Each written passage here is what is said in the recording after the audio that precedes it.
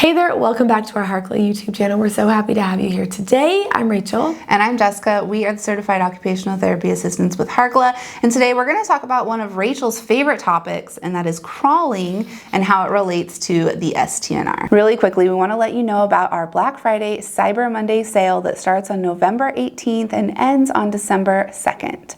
During this sale, you will save 20% on physical sensory products like the compression swing, the weighted blanket, the body sock, and you can also save 25% on any of our digital courses where you can learn about primitive reflexes, sensory diets, and more. Head to the description below, click on the link, and start shopping.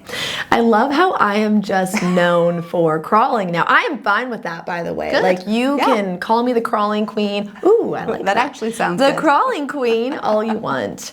So today we're going to focus specifically on crawling and the STNR, or the Symmetrical Tonic Neck Reflex, and their connection. Before we jump in, we just want to talk a little bit about those milestone changes from the CDC and just what you need to know about them. Someone actually recently sent me a video.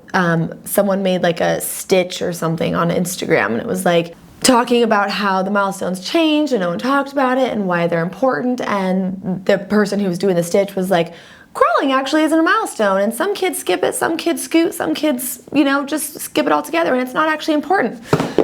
Did you lose your mind? I was like, who are these people? They can't be trusted. That's absolutely not the case. Crawling is a biological skill that is necessary. It's 100% a milestone, and it should be completed in every situation when possible. There are medical situations, medical kiddos, physical limitations that obviously impact crawling from happening, but in general, we like to say that it is necessary and normal. And we're going to talk about why. One of the big reasons why crawling is so important is that it actually is the way that a primitive reflex integrates. And the primitive reflex is the Symmetrical Tonic Neck Reflex. It's the STNR. And although the STNR isn't technically considered a primitive reflex because it's not present at birth, it's considered a secondary reflex, we lump it together with the primitive reflexes because it's so important for development. Because if a child does not master crawling on hands and knees, then the STNR actually won't integrate. And this can cause challenges in a lot of areas. Yeah, so in an infant or in like a 6-7 month old baby, we'll generally see them get up onto their hands and their knees, or we want to see them get up on their hands and their knees. They'll start rocking on their hands and their knees. They'll start kind of going up on their toes, doing a down dog. They'll do some face planting, and you'll see them like getting ready to crawl. And I always see videos that's like, oh, my baby's gonna start crawling soon. And I'm like, no, they're just getting ready to crawl. Like, it's going to happen, it should happen, but just marinate, just appreciate that STNR working through the system. Because what will happen is when they look up, they will sit back on their bottom. When they look down, their bum will go in the air, their arms will likely bend. And once that reflex has integrated, or it's kickstarting into integration, you will see them start to crawl forward. And literally remember the moment that Austin crawled. Trip, he was a whole nother situation. But I remember the moment where Austin figured out how to crawl forward, and it was just like this amazing connection that happens. It's so beautiful. So let's talk about what happens if a child does skip crawling in infancy. We often hear stories from parents who say, my baby was an early walker. They went straight from their tummy to sitting up on their bottom, and then they pulled up to stand and they started walking. It was amazing. They were walking before they were even a year old. And while we want to say that's really cool and great, actually what we really want to say is no. We need our babies to be crawling before they walk, and here's why. Now, we don't want you to feel guilty if this was you at all. No. Just so you know, we use humor on this channel because it's important to us, but we're not trying to make you feel guilty. Like, if this was you, it's totally fine. You're here now, you're learning. That's what matters. But if a baby does skip crawling, or if they scoot on their bum, if they have a janky crawl or an asymmetrical crawl, what does that mean? Why is it important? It basically means that there's underlying tension, there's an underlying developmental reason, there's brain immaturity as to why this baby isn't crawling on their hands and their knees in that forward pattern. They should naturally fall into that pattern. That is the goal.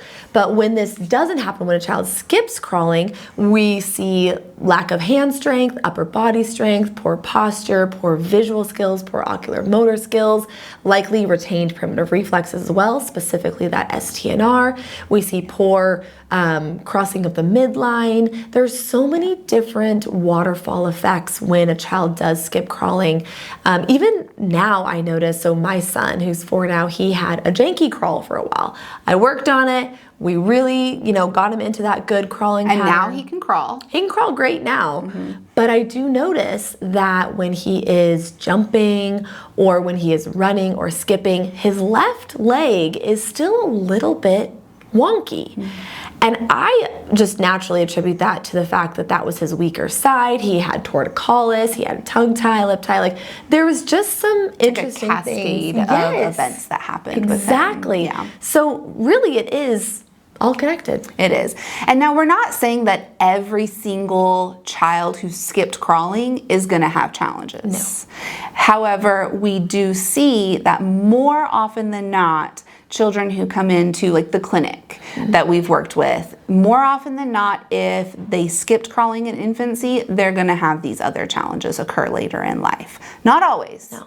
But quite often. I do get a lot of messages on social media saying, well, I have 2 master's degrees and I'm, functioning great and I skipped crawling. And I'm like, that's amazing. Great. My mom was a bum scooter and she told me she could not read the board until she was like in 2nd grade and, and she's thriving, but she's thriving. She's thriving, but she definitely has some things that we noticed, but she went through the crawling program and all of a sudden she's like coordinated and like, it's weird. Yes. It's weird. It's so interesting. It's so cool. So if your child did skip crawling, if you're an adult and you skipped crawling, if you're noticing some of these challenges that we're going to talk about next, it could be a sign that you have a retained STNR, that maybe skipping crawling in infancy has an impact on some of these daily life activities. But the first thing that we might see in older children or even adults is ADHD type symptoms or a diagnosis of ADHD. This can actually be impacted by retained primitive reflexes.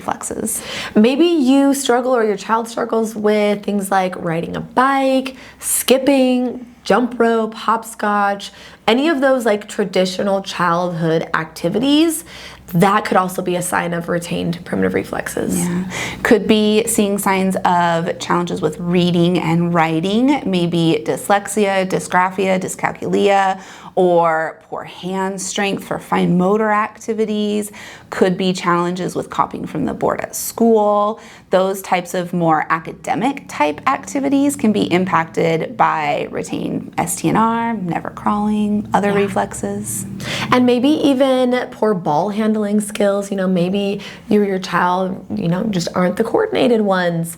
Or if you are, maybe you're like really good at baseball and you have to work really hard to overcome those underlying challenges because you're really motivated, because you love baseball. You may notice that those hand-eye coordination activities are really challenging, and that could also be related to those reflexes. Yeah.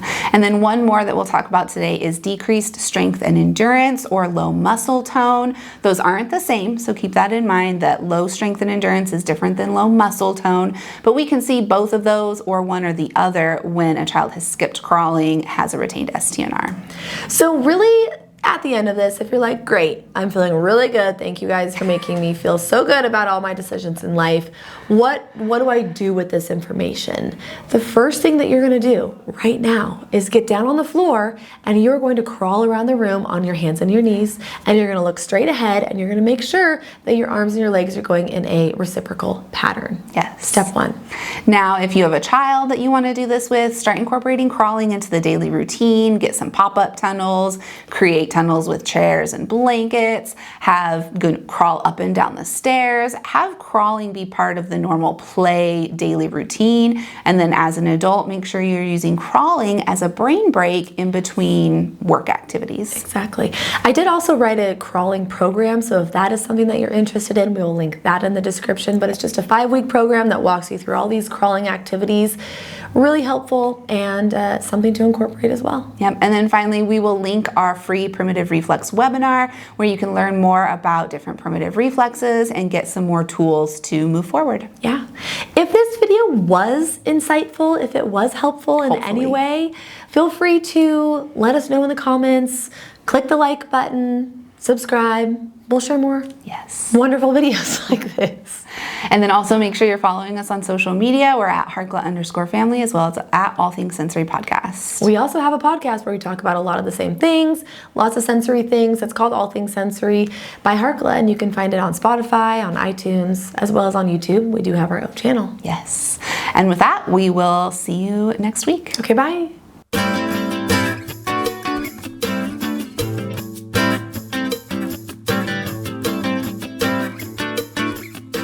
Welcome. Well, let me just try that again. So what we want to say next, duh.